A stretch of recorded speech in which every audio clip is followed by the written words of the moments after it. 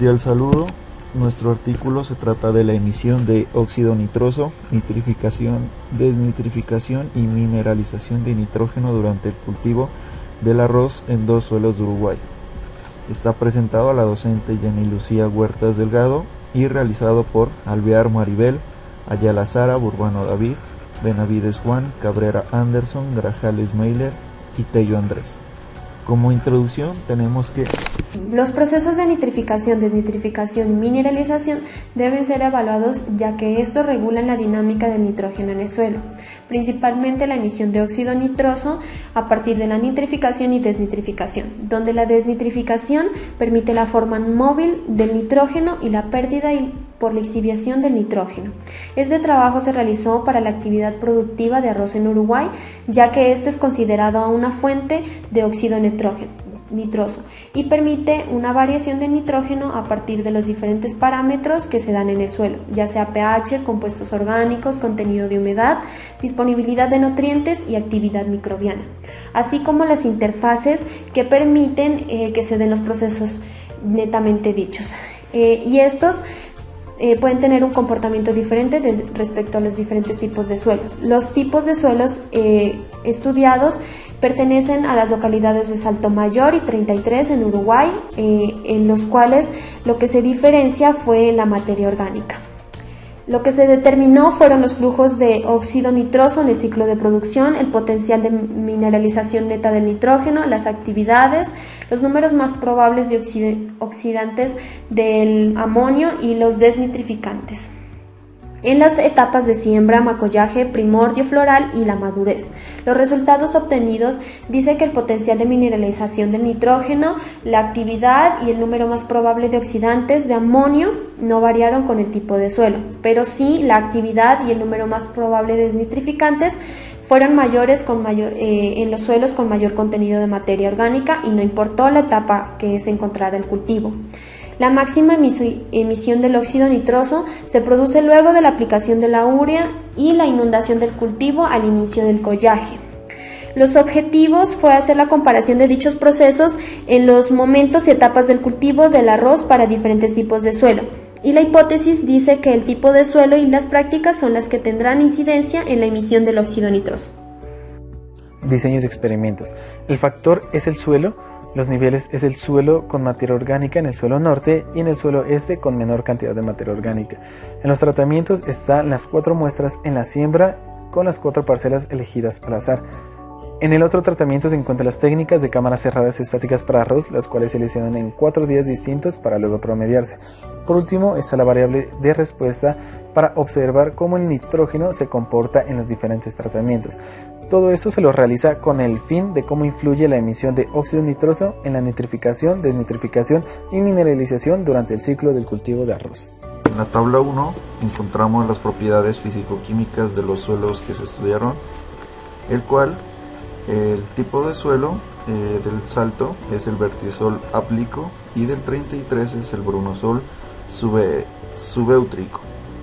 La textura encontramos que ambos son arcillo-limoso y encontramos un pH de 5.6 en el Salto y del 33 5.7, lo cual describe que son moderadamente ácidos. Por otra parte encontramos la cantidad de materia orgánica y los minerales que se encuentran en ellos. Muestreo de suelos. En esta etapa se seleccionaron 4 parcelas al azar y se tomaron 6 submuestras de suelo a 15 centímetros de profundidad para realizar una muestra. Luego siguieron los muestreos, los cuales se realizaron en 4 oportunidades: a la siembra, el macollaje, primordio floral y a la madurez del cultivo. Por consiguiente, los 3 primeros se efectuaron al día siguiente de las fertilizaciones nitrogenadas programadas, y por último el muestreo fue anterior a la cosecha y posterior al drenado del suelo.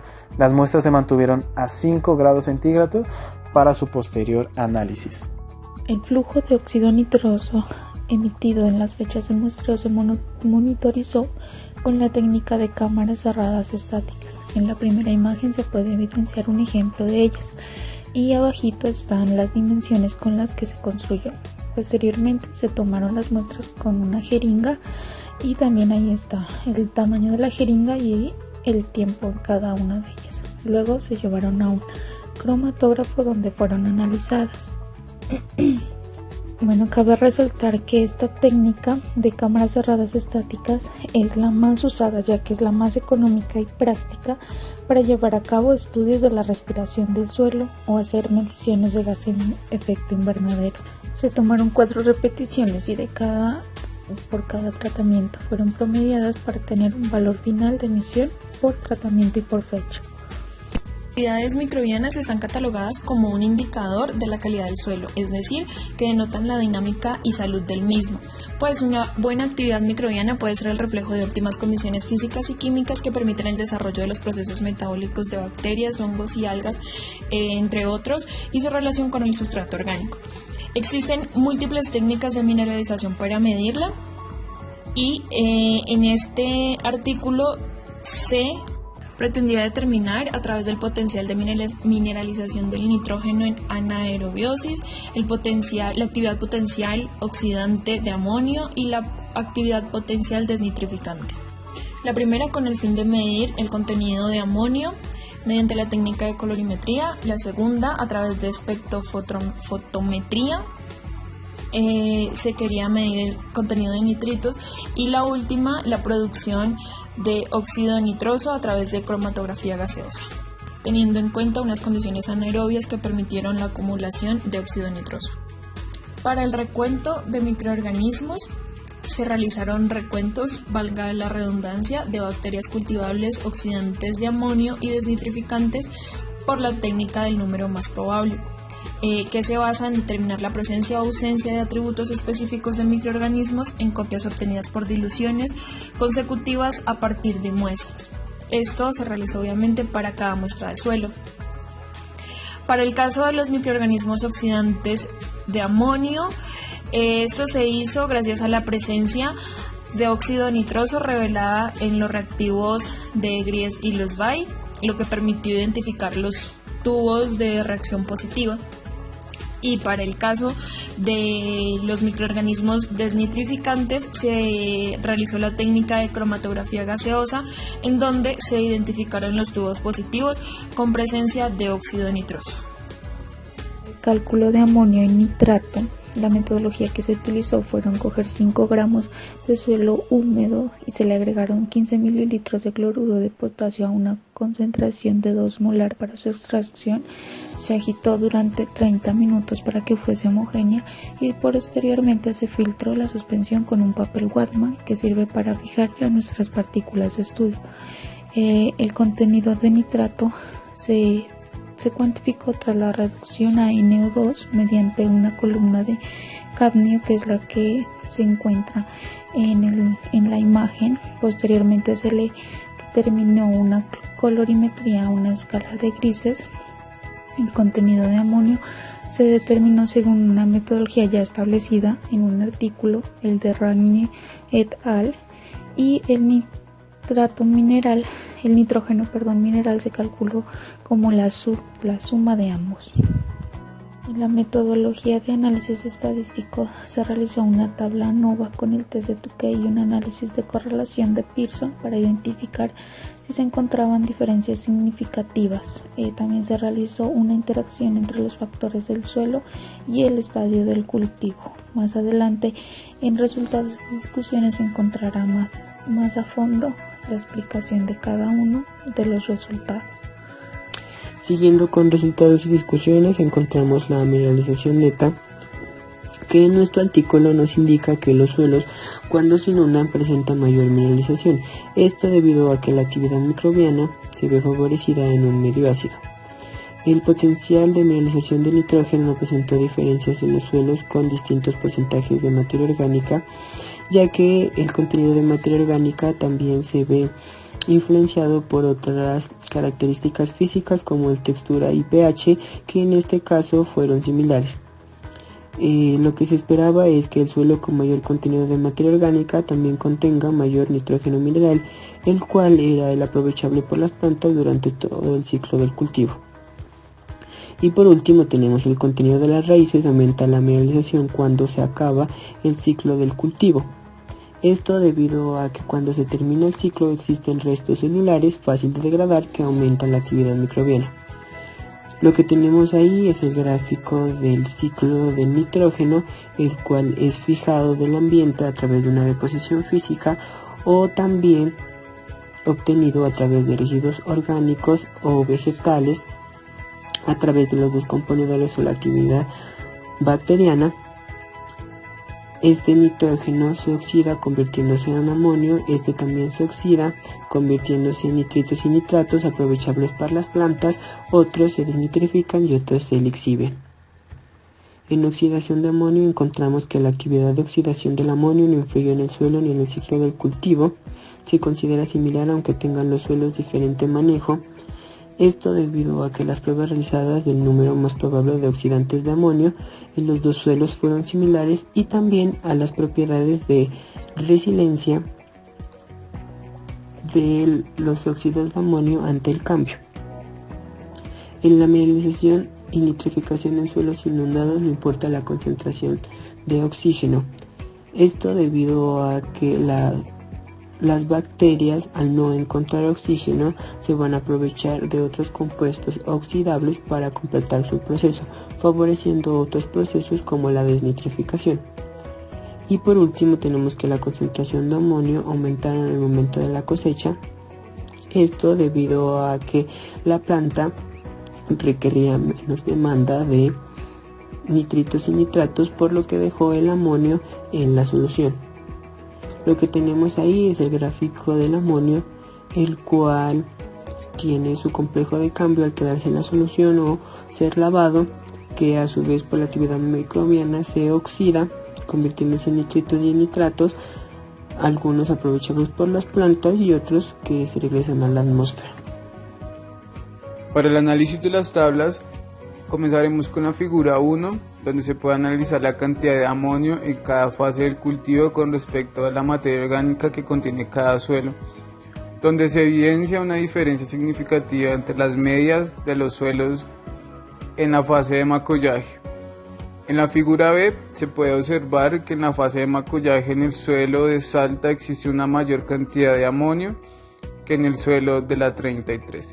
Las cantidades de amonio y nitrato es similar, por ende, en las fases posteriores habrá una mayor capacidad de descomposición de este elemento en sus diferentes formas.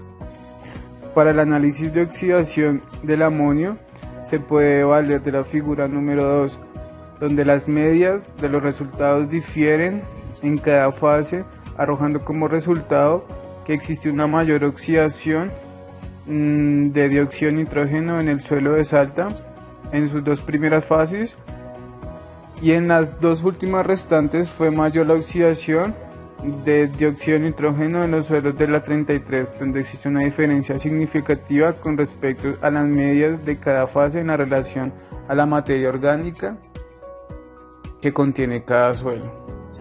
En la figura 3, la actividad de nitrificante del óxido de nitrógeno se vio superior en el suelo de Salta.